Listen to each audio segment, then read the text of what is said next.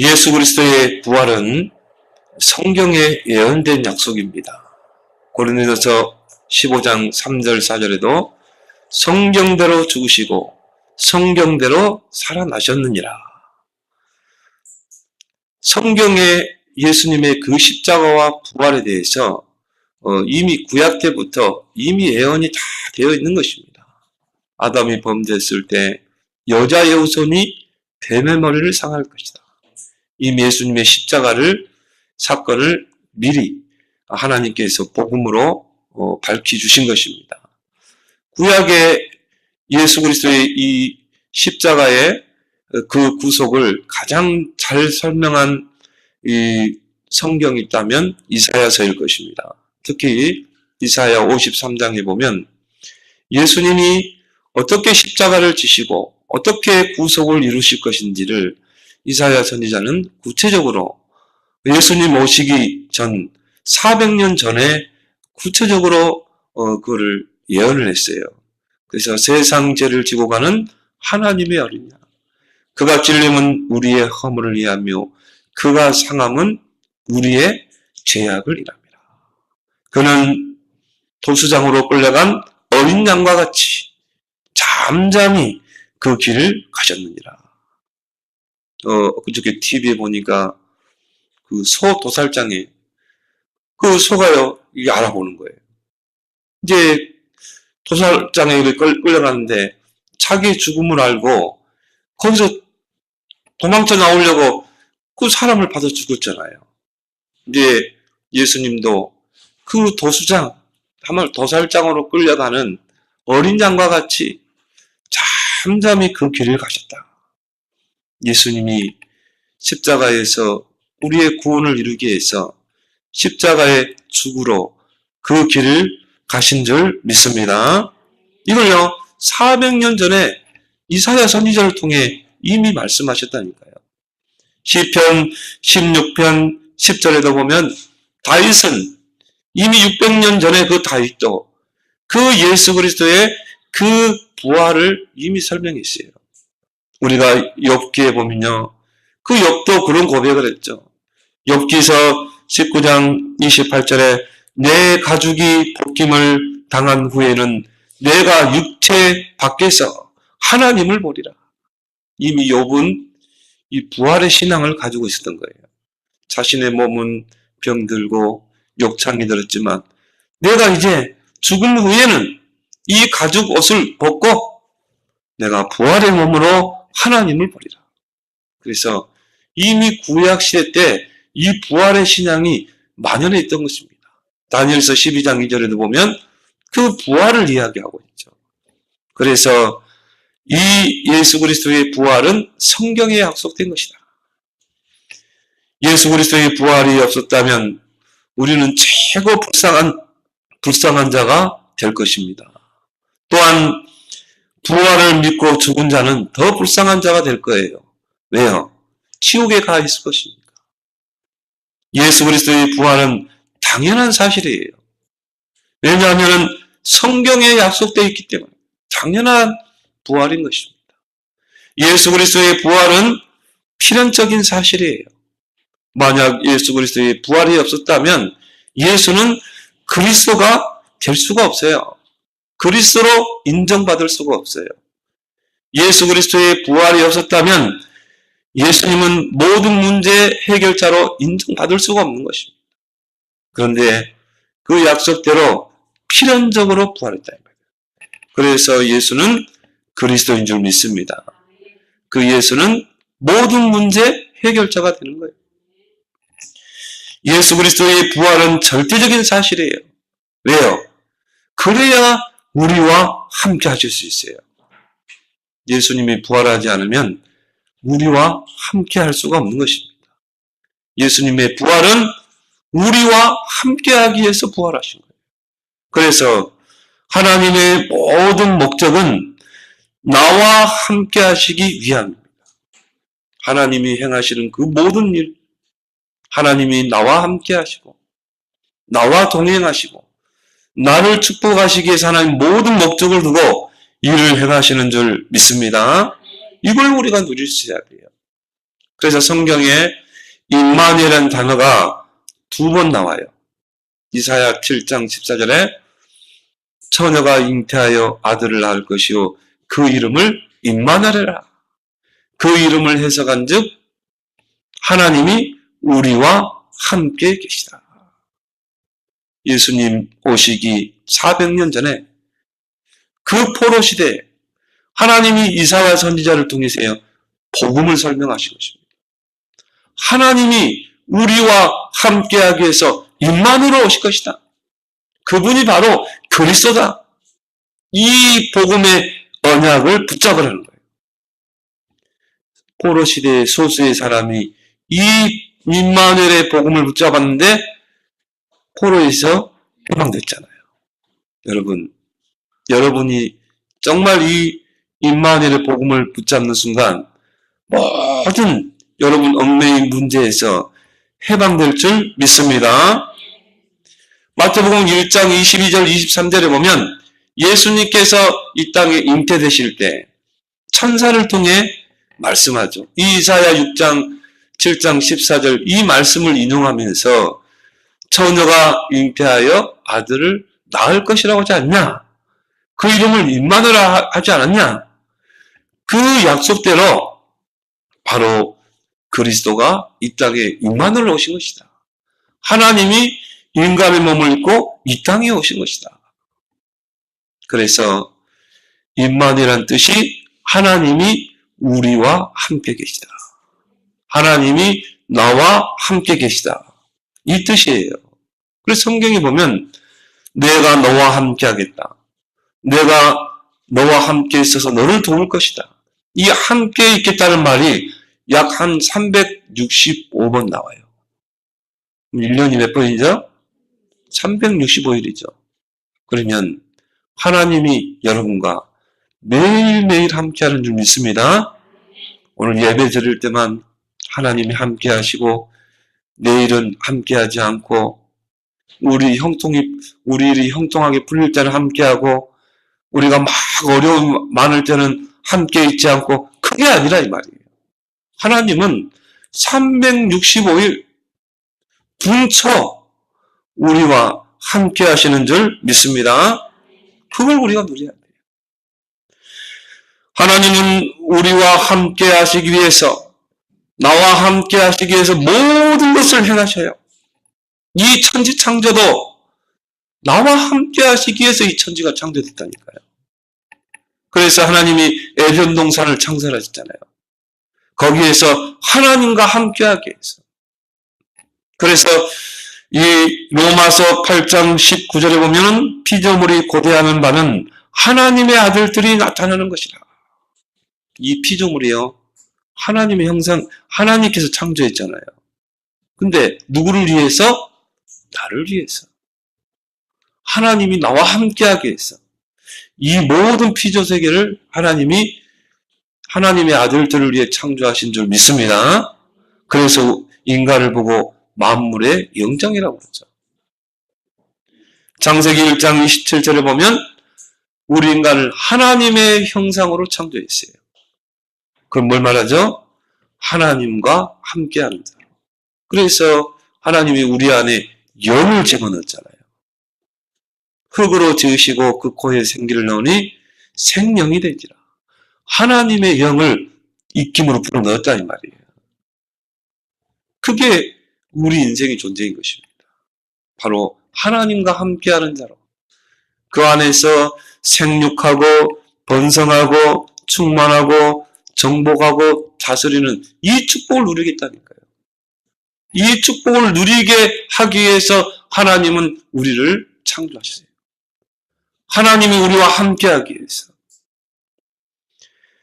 하나님의 단 하나의 목적은 뭡니까? 우리와 함께하는 것입니다. 그리고 우리를 통해 영광을 받으시는 것입니다. 그런 인간으로 지음받았는데 창세기 3장에 보니까 이 불신앙의 죄로 이 사단 마귀에게 속아서 이 불신앙의 죄를 짓게 되고 하나님을 떠나버린 것입니다. 함께 하심을 상실해버린 거예요. 죄가 들어온 거예요. 그때부터 하나님을 떠나버린 것입니다. 여러분, 인간의 최고 불행이 뭡니까? 내가 돈이 없기 때문에, 내가 뭔가 가진 게 없기 때문에, 내가 장애가 있기 때문에, 아닙니다. 인간의 최고의 불행은 함께 하신 그 축복을 잃어버리고 하나님을 떠나버린 것입니다. 이게 최고의 불행이에요. 그래서 부모를 잃어버린 아이를 고아라고 그러죠. 해외에 입양된 그런 입양아들이 가장 소원이 하나 있대요. 친부모를 만나는 거. 어떤 부모가 버렸잖아요. 정말 평생 그 부모에 대한 미움을 가지고 살았겠죠. 증오심을 가지고 살았겠죠. 근데요, 그게 아니에요. 나를 낳아주신 그 엄마, 그 친부모를 한 번이라도 보고 싶다는 거예요. 그 어머니를요, 한 번이라도 보고 싶다는 거예요. 이게 그 소원이라니까요. 마찬가지입니다. 원래 우리 인간은 하나님과 함께 살도록 그렇게 지음받은 자라니까요. 근데 우리 인생이 하나님을 떠나버린 거예요. 영적인 고아입니다.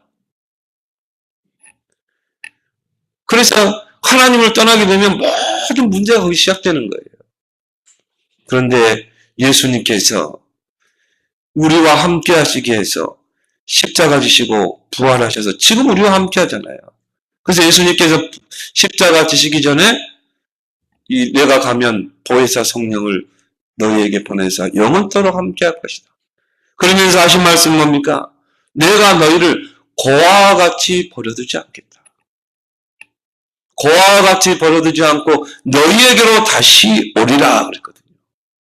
그 약속대로 주님이 지금 나와 함께 하시는 줄 믿습니다. 임마누엘 축복. 이걸 예수 그리스도께서 회복하신 것입니다.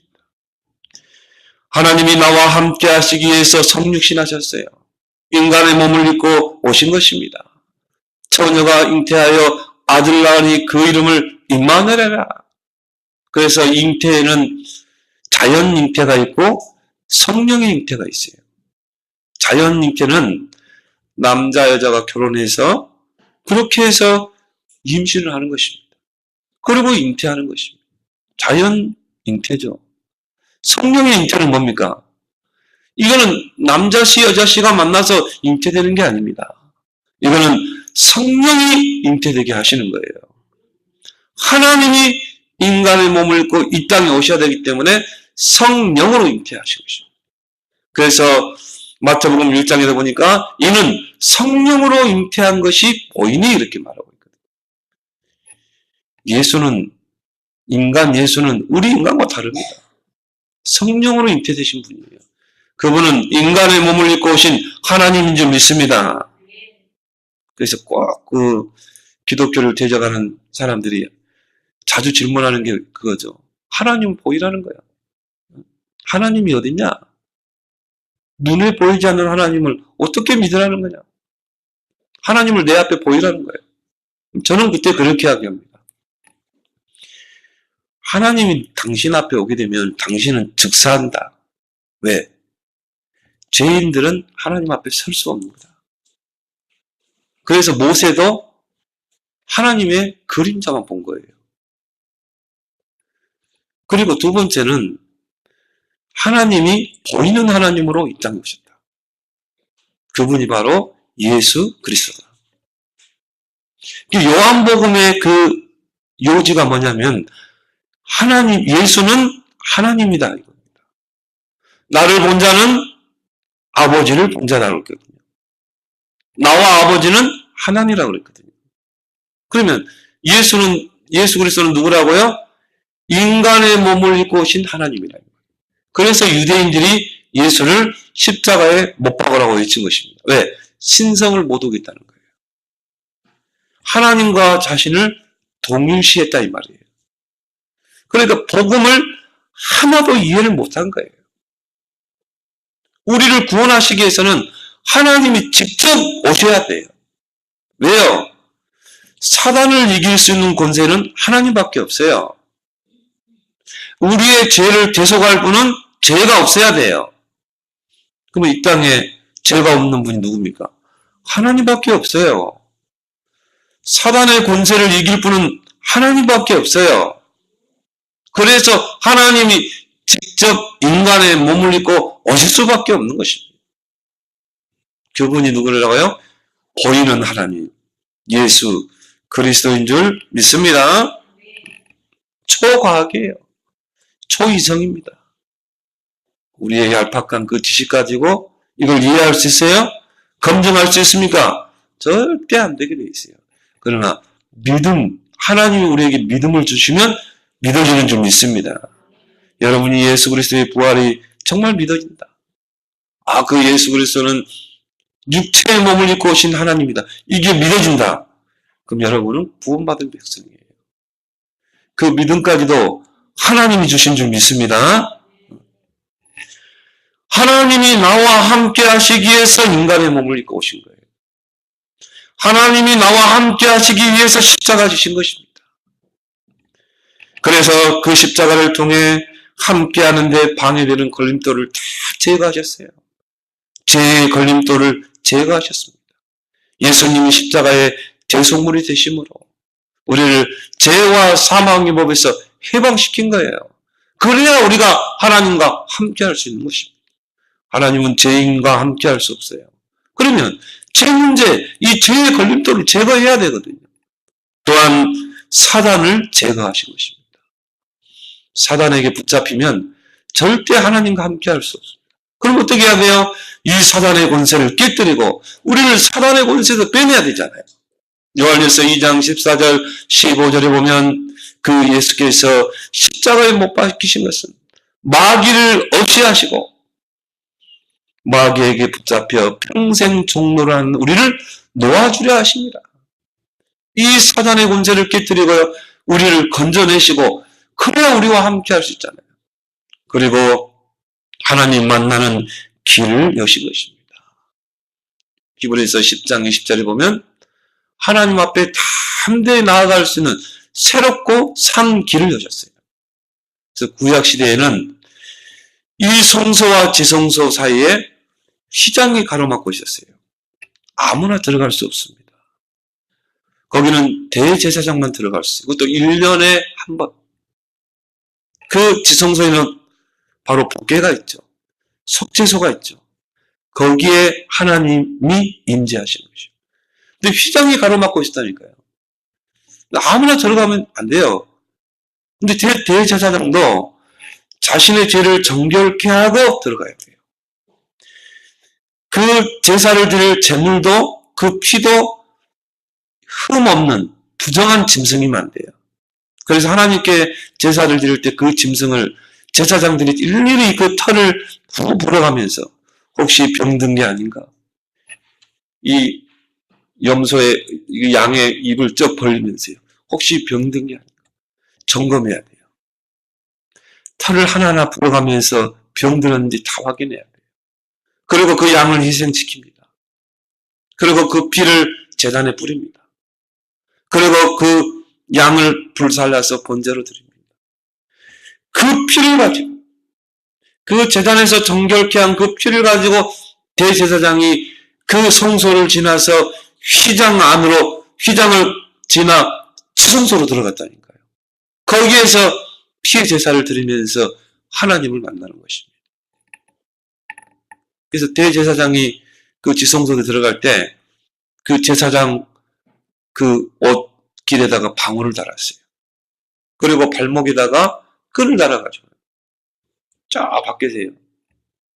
그래서 이 지성소 안에서 딸랑딸랑딸랑 소리가 나면 아 살아있구나. 근데 소리가 안 나. 그럼 죽은 거예요. 그럼 누가 가서 시신을 그 지성소에 가서 가져올 수 있어요? 끈으로 해서 빼내는 것입니다. 그 휘장이 가로막혀 있어서 아무나 갈 수 없어요. 그게 구약이요 율법시대입니다. 그런데 예수님께서 자기 몸으로 그 휘장을 갈라버린 것입니다. 휘장을 가르사 누구든지 그 지성소로 하나님 앞으로 갈 수 있는 새롭고 산 길을 여신 줄 믿습니다.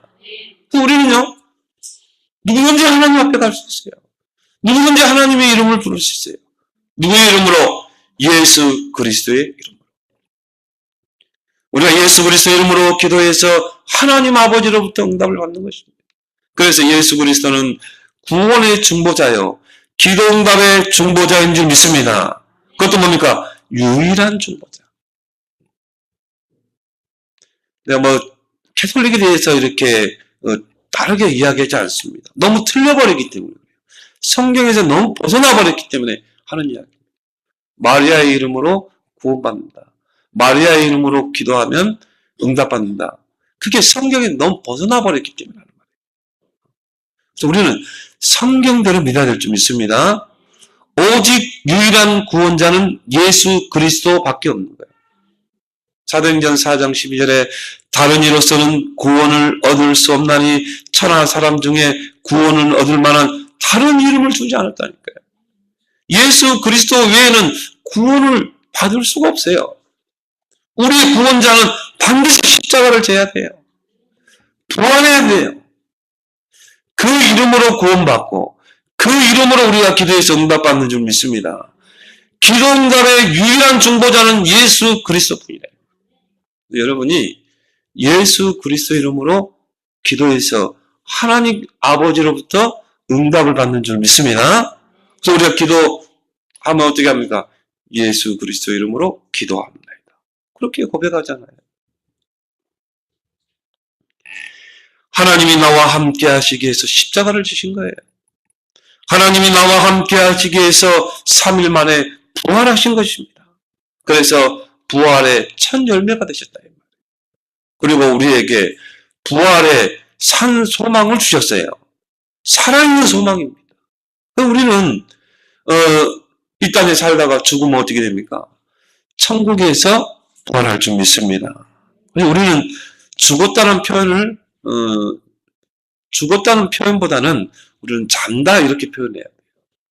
성도가 이 땅에서 살다가 죽었다 이 말이에요. 그럼 우리는요, 죽었다 한 게 아니라 뭐라고요? 잔다. 그럼 어디서 깨어나요? 천국에서 깨어나는 거예요. 그래서 우리는 어떻게 보면 장례 예배에서 틀린 거예요. 천국 환송 예배. 그렇죠? 천국으로 보내는 예배를 드려야죠. 그 장례식 때 막 울고 그러면 안 돼요. 왜 웁니까 우리는? 우리의 육체의 장막을 벗고 영원한 천국 하나님 나라에 가는 건데. 그래서 장례식 때는요, 울면 안 돼요. 물론 육신적으로 슬퍼하겠죠. 그렇지만 그럴 필요 없어요. 왜? 예수 그리스도를 믿고 제사함 받으면 영원한 천국에 가기 때문에. 이미 이 땅에서 천국의 그 티켓이 이미 주어진 줄 믿습니다. 여기 티켓 없는 분 있어요? 티켓 없는 분 있으면 조용히 좀 더 예배 끝나고 들어오세요. 여러분은 이미 천국의 티켓이 주어진 줄 믿습니다. 여러분이요, 누가 극장 티켓을 줬다 이 말이에요. 그러면 언제든지 가서 보면 돼요. 그렇잖아요. 언제든지 좋은 영화 보러 가면 돼. 왜? 티켓이 주어졌기 때문에. 여러분 천국 티켓이 주어졌다니까요.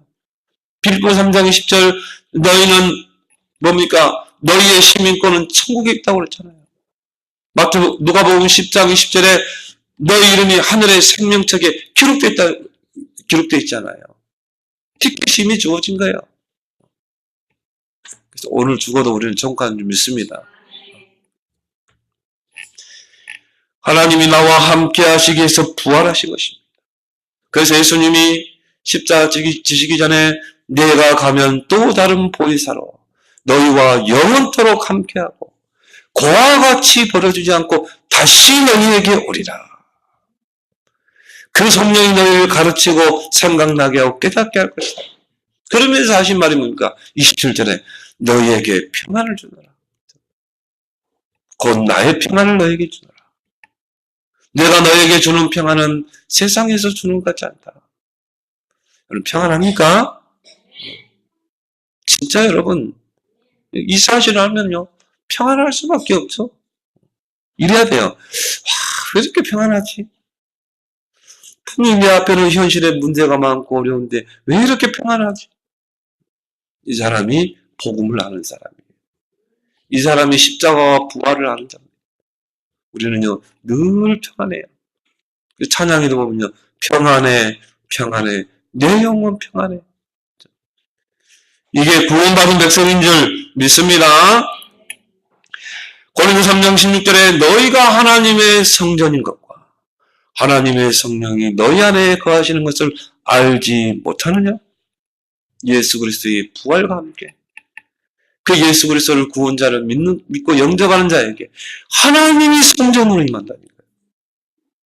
너희는 하나님께로부터 받은 바 거룩한 하나님의 전이라. 하나님께로부터 성전을 받았어요. 여러분이 이 로또 아니 뭡니까? 아파트가 당첨됐다 이 말이에요. 그러면요, 그걸 내가 받았다 이 말이에요. 집을 받았어요. 그럼 우리가 이제 그 집에 이사하잖아요. 똑같아요. 하나님으로부터 우리가 집을 받은 거예요. 하나님의 전. 그 하나님의 성전이 우리 안에 거하시는 줄 믿습니다. 왜 우리 안에 하나님의 성전이 임해야 돼요? 하나님이 우리 안에 임해야 되니까. 그래서 우리 안에 성전이 있는 것입니다. 성령의 전이 있는 것입니다. 하나님이 우리 안에 임마누엘로 함께 하시는 줄 믿습니다. 여기서 뭐 하면 다 끝내야 돼요. 여기서 모든 것 끝내야 돼요. 하나님이 함께 하시는데, 천지를 창조하신 전능자 하나님이 나와 함께 하시는데, 하나님이 나를 부르신 목적도 다른 게 아니에요. 함께하기 위해서 나를 부른 줄 믿습니다. 전도 이전에 함께하기 위해서. 마가복음 3장 13절 15절에 12 제자를 부르시고 내가 너희를 부른 것은 함께 있게 하며, 그러면서 또 보내사 전도도 하며 귀신을 엿쫓는 권능도 가지게 하랍니다. 하나님이 나를 부르신 목적이 뭡니까? 함께하기 위해서. 여러분, 이 축복을 누리면요, 전도는 되어지게 되어 있는 것입니다. 하나님이 나와 함께 하시고, 예수님이 십자가에서 내 인생의 모든 문제를 끝내셨고, 부활하셔서 지금도 살아서 나와 함께 하시는 거예요. 이게 전도의 시작인 줄 믿습니다. 이게 증인이라니까요. 이렇듯 하나님의 모든 목적은 나와 함께 하시기 위함입니다. 이 축복을 여러분이 누리기 바랍니다. 임마누엘의 최고 행복을 누려라. 여러분 최고의 행복이 뭡니까? 부자 되는 겁니까? 좋은 집, 좋은 차 타고 다니는 겁니까? 이 사람 구원 못 받은 사람이에요. 이 사람은요, 육신적인 신자입니다. 정말 우리가 복음을 알고 하나님을 안다면 우리의 최고의 행복은 하나님이 우리와 함께 계시다. 이러면요, 여러분 세상적인 것이 없어도, 가난해도, 비천에 처해도 자족하게 될 줄 믿습니다. 조금 뭐 잘 되면요, 하나님 응답하셨다. 조금 안 되면 왜 하나님 내게 어렵게 하지? 그런 차원이 아니라 이 말이에요. 우리에게 주신 최고의 행복이 뭐냐? 하나님이 우리와 함께 하시는 행복이라 이 말이에요. 신명기 33장 29절에 이스라엘이여 너는 행복한 사람이로다. 여호와의 구원을 너같이 받은 백성이 누구냐? 그는 너의 방패시요 내 영광의 가르시로다. 내 대적이 내게 복종하리니 내가 그들의 높은 곳을 밟으리로다. 따라합시다. 나는 행복한 사람이다. 진짜 행복한 자라니까. 왜 그렇습니까? 하나님이 지금 나와 함께 하신다니까. 이것만큼 행복이 어디 있습니까? 모든 것의 원천이 임마누엘이에요. 하나님이 나와 함께 하시는 거예요. 이것이 여러분의 시작이 되길 바랍니다. 이것이 모든 것의 원천이 되길 바랍니다. 행복의 원천 임마누엘, 나의 힘의 원천 임마누엘. 영적인 힘이 어디서 나와요? 임마누엘 속에서. 나의 사역의 원천이 임마누엘. 이걸 누리면요, 되어지는 것입니다. 교회 일도요, 여러분 이걸 누려야 돼요. 임마누엘 누리는 사람이 해야 돼요. 그러면요, 정말 하나님의 능력 가운데 하는 줄 믿습니다. 절대 하다가 낙심하고 그러지 않습니다. 왜요? 하나님이 나와 함께 하시는데, 하나님이 나의 배경이 되시는데. 창세기 39장 2절에 보면 여호와께서 요셉과 함께 하시니 그가 형통한 자가 됐다고 그랬어요. 노예로 가도 상관없습니다. 이 임마누엘의 행복이 있는 자, 이 임마누엘의 그 힘의 원천이 있는 자, 이 임마누엘의 원천이 있는 자는요, 노예로 가도 감옥에 갇혀도 상관없습니다. 그 자리에서요, 하나님의 함께 하심을 누리는 거예요. 거기서 형통한 축복을 누리는 것입니다. 어떤 환경에도 상관없어요. 하나님이 나와 함께 하시기 때문에. 그래서 문제를 만나거든 여러분이 임마누엘 속으로 들어가길 바랍니다. 문제가 많을수록 더 임마누엘 속으로 들어가야 돼요. 나는 임마누엘의 그 피난처 속으로 들어가겠다. 그래서 다윗은 뭐라고 그랬습니까? 여호와는 나의 힘입니다. 그 말은 뭐예요? 나의 힘의 원천이라. 여호와는 나의 반석입니다. 나의 산성입니다. 나의 피할 바위십니다. 나의 피난처가 됩니다. 나의 피난처가 뭐가 돼야 돼요? 임마누엘, 하나님이 나와 함께 하십니다. 그래서 저는요, 이 시편에 있는 그 성구 중에 하나님은 내 편이시라. 다윗이 그 고백했죠. 하나님은 내 편이시라. 저는 그 구절을 좋아합니다. 그래, 하나님은 내 편이에요. 내 환경이 사방팔방으로 대적이 우겨싼다 할지라도 하나님은 내 편이다. 그럼 두려울 게 있어요? 못할 게 있어요? 없는 것입니다. 왜요? 하나님이 임마누엘 나와 함께 하시고 나의 배경이 되기 때문에. 그래서 바울은 고린도후서 4장 6절 7절에 우리는 우겨싸움을 당하여도 쌓이지 않는다. 답답한 일을 당하여도 낙심치 않고 거꾸로 뜸을 당하여도 망하지 않고. 그렇죠? 왜요? 보배 되신 그리스도가 질그릇 같은 내 안에 보배로 계시기 때문에 임마누엘 함께 하기 때문에. 그래서 우리는 답답한 일을 당하여도 낙심치 않는다. 여러분 답답한 일 많죠? 남편 바라보면 답답하고 가정을 바라보면 답답하고 그렇지만 답답한 일을 당해도 낙심치 않은 줄 믿습니다. 그래서 다윗은 시편 23편에서 여호와는 나의 목자시니 내게 부족함이 없으리라. 그러면서 그런 고백했죠. 내가 사망의 음침한 골짜기로 다닐지라도 해를 두려워하지 않을 것은 주께서 나와 함께 하심이라. 주의 지팡이와 막대기가 나를 지키시고 안위하시나이다. 다윗처럼 죽을 고비를 많이 넘긴 사람도 없어요. 사울왕에게 단창으로 4번 죽을 고비 넘겼죠. 사울이 악신이 들려서 다윗을 죽이려고 막 쫓아다니잖아요. 몇 번 죽을 고비를 넘겼어요. 그런데 다윗은요, 그때마다 그 고백이 내가 사망의 음침한 골짜기를 가는데 해를 두려워하지 않을 것은 주께서 나와 함께 하신다. 나의 배경이 되신다. 결국은 다윗은 승리했잖아요. 그죠? 여러분 좀 어렵습니까? 여러분 환경이 좋지 않습니까? 진짜 임마누엘 속으로 들어가기 바랍니다. 반드시 승리하게 돼 있어요. 그래서 이사야 41장 10절에 두려워 말라 내가 너와 함께 함이니라 놀라지 말라 나는 너의 하나님이 됩니다. 내가 너를 굳세게 하리라. 내가 너를 참으로 도우리라. 나의 의로운 손으로 너를 붙잡으리라. 그렇죠? 제가 좋아하는 성경 구절이에요. 제가 많이 인용하죠. 제가 힘들 때마다 이 성경 구절을 가지고 기도합니다. 그래 두려워 말라. 내가 너와 함께 하겠다. 모세가 죽고 여호수아가 이제 이스라엘 백성을 거느리고 저 가나안 땅을 들어가는데 얼마나 두렵겠어요. 왜? 여호수아는 부력자였거든요. 모세는 정말 카리스마 넘치는 인물 아닙니까? 근데 그 모세가 죽고 그 바톤을 여호수아에게 넘겼다니까요. 얼마나 두렵겠어요. 그때 하나님이 여호수아에게 뭐라고 합니까? 두려워 말라. 놀라지 말라. 강하라. 담대하라. 내가 너와 함께 하겠다. 간단해요, 여러분. 뭐가 두렵습니까? 뭐가 여러분 현실에 어려움이 있습니까? 내가 너와 함께 하겠다. 이걸로 끝내길 바랍니다. 이걸 누리라 이 말이에요. 그 임마누엘 속으로 들어가라 이 말이에요. 우리의 모든 온천이 뭐가 돼야 됩니까? 임마누엘. 나의 힘의 온천이 임마누엘.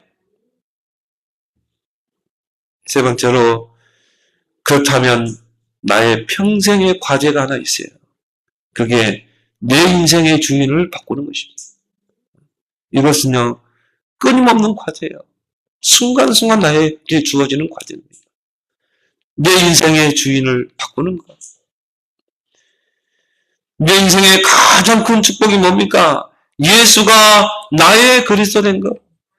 이것만큼 큰 축복이 어디 있습니까? 이걸 보고 우리가 복음이라고 그러잖아요. 근데요, 내가 우리 교회 이 성도들을 보면요, 예수가 그리스도다. 이거는 알아요. 근데 이게 뭐가 안 되냐면요, 예수가 나의 그리스도. 이게 안 되는 거예요.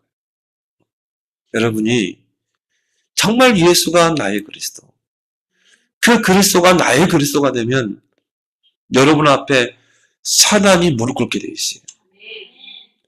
저주 재앙이 떠나가게 돼 있어요. 여러분을 통해 생명운동이 일어나게 돼 있어요. 왜 그렇습니까? 그리스도는 왕, 제사장, 선지자이기 때문에 그래요. 사탄의 권세를 깨뜨린 왕, 우리를 모든 죄와 저주에서 해방시킨 제사장, 하나님 만나는 길을 여신 선지자 아닙니까? 여러분이 정말 예수가 나의 그리스도, 그리스도가 나의 그리스도가 되면 사단이 발 앞에 무릎 꿇는다는 거예요. 여러분 가슴 앞에 사단이 벌벌 떨게 돼 있어요. 저주 재앙이 떠나가게 돼 있어요.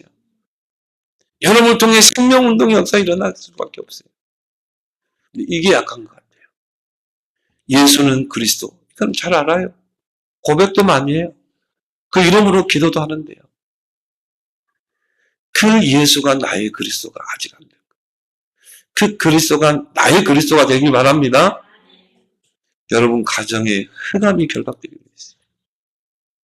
여러분 남편에게 배우의 역사는 흑암이 감히 퇴적할 수 있겠습니까?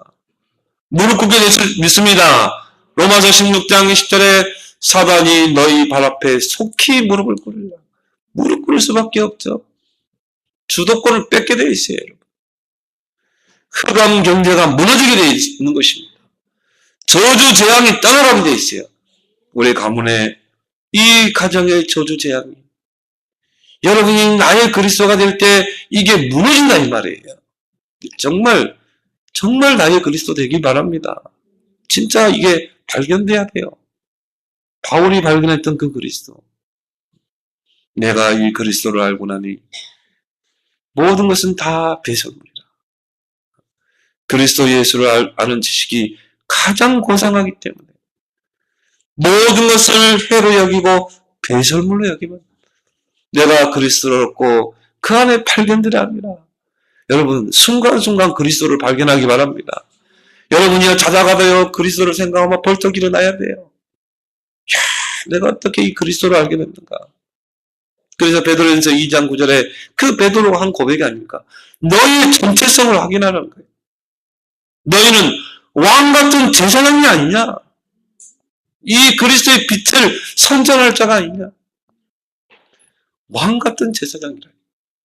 우리에게 이 왕적인 권세가 있다니까요. 사단을 무릎 꿇게 하는 권세,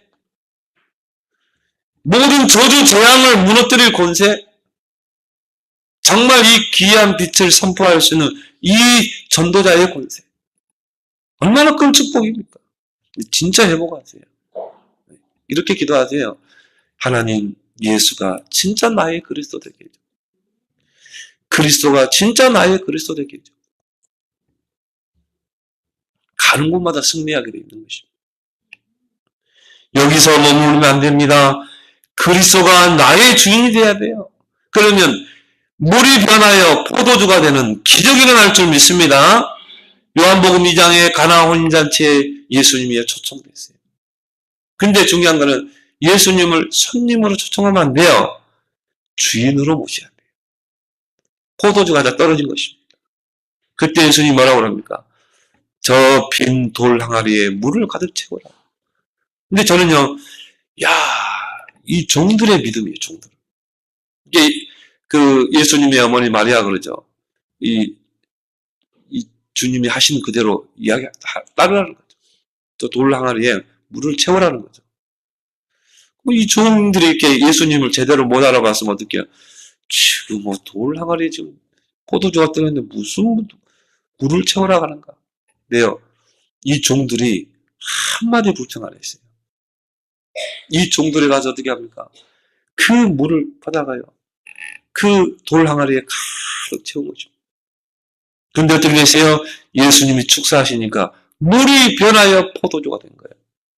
이 종들은 정말 예수님을 메시아로 그리스도로 하나님의 아들로 진짜 믿어버린 것입니다. 여러분이 내 인생의 주인이 그리스도가 될 때 이런 기적이 일어날 줄 믿습니다. 산업 속의 기적이라는 거예요. 경제 속의 기적이라는 거예요. 그리스도가 나의 주인이 돼요. 이게 우리 평생의 과제라는 거예요. 결정적인 때 보면요. 내가 주인이라. 우리 안에 창세기 3장에 그 근성이 남아있어요. 그래서 바울은 갈라디아 2장 10절에 내가 그리스도와 함께 십자가에 못 박혀 죽었나니 그런데 이제는 내가 산 것이 아니요 오직 내 안에 그리스도가 사는 것이라. 그리스도 안에서 옛사람이 나는 이미 죽은 줄 믿습니다. 그리스도와 함께 나의 옛사람은 이미 죽었어요. 창세기 3장에 내가 주인 행세하고 창세기 6장에 육신적인 것을 따라 쫓아서 살았던 나, 창세기 11장에 어떻게 하면 성공할까? 어떻게 하면 출세할까? 어떻게 하면 돈 많이 벌까? 그 창세기 3장, 6장, 11장에 정말 종로를 하던 옛사람은 이미 그리스도와 함께 십자가에 죽은 줄 믿습니다. 그리고 다시 살아났잖아요. 예수 그리스도의 부활과 함께. 근데 그 살아난 나는 옛날에 창세기 3장, 6장, 11장을 쫓던 내가 아니라니까요. 이제 새로운 피조물로 다시 살아낸 줄 믿습니다. 예수 그리스도의 부활과 함께. 우리 이제 새로운 피조물로 살아난 거예요. 그래서 고린도후서 5장 17절에 그리스도 예수 안에 있는 자는 새로운 피조물이라. 이전 것은 지나갔다. 내가 창세기 3장, 6장, 11장에 종로를 하던 나는 이미 죽었어요. 보라, 새 것이 되었더라. 우리는 새 것이 된 줄 믿습니다. 이제 우리는 새 가지를 쫓는 그런 인생이 아니에요. 주인이 바뀐 거예요. 주인이 내가 아닙니다. 그리스도가 나의 주인인 거예요. 아멘에도 또 보면은 또 순간순간 또 내가 주인 되죠. 순간순간 또 육신의 걸 쫓아가잖아요. 순간순간 돈 앞에서 우리는 또 비굴해지잖아요. 그래서 바울은 고린도전서 15장 31절에 나는 날마다 죽노라. 날마다 십자가에 못 박고 죽어야 돼요. 내 안에 있는 그 창세기 3장, 6장, 11장에 그 옛사람의 날마다 십자가에 못 박고 순간순간 죽어야 될 줄 믿습니다. 그래서 예수님이 요한복음 12장 24절에 한 알의 밀이 땅에 떨어져 썩지 않으면 그대로 있어요. 옛날 모습 그대로예요. 10년, 20년, 30년 신앙생활 했는데도요. 그 밀알이 땅에 그대로 있는 것처럼 그대로의 신앙. 그 창세기 3장, 6장, 11장에 그 그대로의 신앙. 그래 어떻게 열매가 맺습니까? 어떻게 우리에게 응답이 있겠어요? 그 한 알의 밀이 땅에 떨어지면 어떻게 해야 돼요? 썩어야 돼요. 썩어야 거기서 싹이 나요. 왜 그러냐? 그 씨에는 뭐가 있습니까? 눈이 있잖아요. 생명이 있습니다. 이게 썩어야 그 양분을 먹고 그 몸통의 양분을 먹고 거기서 싹이 나는 거예요. 썩지 않으면 절대 싹이 안 나게 돼 있어요. 하나의 밀알이 땅에 떨어져 썩지 않으면 그대로 있고 그게 썩어서 죽으면 어떻게 돼요? 거기에 싹이 자라서 많은 열매를 맺게 될 줄 믿습니다. 정말 여러분 열매 맺어야 돼요. 내가 죽어져야 돼요. 내가 하나의 밀알이 돼야 돼요. 날마다 십자가에 나를 못 박길 바랍니다. 그래서 우리가 집중하는 거예요. 왜 그래요? 우리 안에 이 오래된 각인 뿌리 체질이 바뀌어야 됩니다. 그리스도가 내 인생의 주인이 맞습니까? 그러면 모든 것을 주님께 맡겨야 돼요. 베드로전서 5장 7절에 너희 염려를 주님께 맡기라. 이게 기도예요. 근데 기도할 때 사람은요, 진실해집니다. 기도할 때 나를 버리게 돼 있어요. 그죠? 기도는 코람되고 있기 때문에. 기도는 하나님 앞에 서는 거기 때문에. 내가 하나님 앞에 기도로 설 때 나라는 존재가 부인되는 것입니다. 그래서 주님께 모든 걸 맡기는 걸 보고 기도라는 것입니다. 내가 내 인생의 주인이 되면 사단의 집중 공격을 받게 돼요. 우리 그림 3개 나오잖아요. 그렇죠? 육에 속한 사람은 구원받았는데 계속 사단이 불화살을 던집니다. 집중 공격이에요. 사단은 우리와 이제 원수 관계입니다. 어떻게든 우리는 무너뜨리려고 해요. 내가 내 인생의 주인 되면 사단의 집중 공격을 받게 돼요. 수고하고 무거운 인생의 짐을 내가 지고 살아가야 돼요. 얼마나 고달픈 인생입니까? 근데요, 주님께 맡기면 어떻게 돼요? 가볍고 쉬워요. 그래서 마태복음 11장 28절에 수고하고 무거운 짐진다더라. 불신자 같죠? 여러분, 기존 신자입니다. 구원받았는데요, 수고하고 무거운 인생의 짐을 지고 살아. 유대인들 무거운 율법의 짐을 지고. 근데 그런 신자들이 많다니까요. 아니, 구원받았음에도 불구하고 수고하고 무거운 인생의 짐을 지고 사는 거예요. 주님께 맡기지 않고. 근데 마태복음 11장 30절에 뭐라고 했어요? 주님께 다 맡기면 어떻게 됩니까? 내 멍에는 쉽고 내 짐은 가벼우니라. 내 무거운 인생의 짐은 주님께 지워드리고 나는 그리스도의 멍에를 메길 바랍니다. 그리스도를 딱 붙잡아야 돼요. 내 멍에는 쉽고 내 짐은 가벼우니라. 하나님은 여러분에게 복음의 멍에 외에는 지워지지 않았어요. 이 복음의 멍에를 탁 짊어지고 여러분은 그리스도의 증인으로 십자가와 부활의 증인으로 살아가기를 예수 그리스도로 축원합니다. 하나님은 모든 것을 나와 함께 하시기 위해서 행하시고 일하시는 줄 믿습니다. 하나님이 나를 부르신 것도 함께 있기 위해서, 천지를 창조하신 것도 함께 있기 위해서, 나를 하나님의 형상으로 부르신 것도 함께 있기 위해서, 이 임마누엘의 최고 행복을 누리는 자들이 되게 해 주시옵소서. 이제 그리스도 안에서 새로운 피조물 된 우리가 이제 나를 십자가에 못 박고 오직 그리스도의 가볍고 쉬운 멍에를 메고 이제 십자가와 부활의 그 증인으로 살아가는 성도들 다 되게 해 주옵소서. 예수님의 이름으로 기도합나이다. 아멘.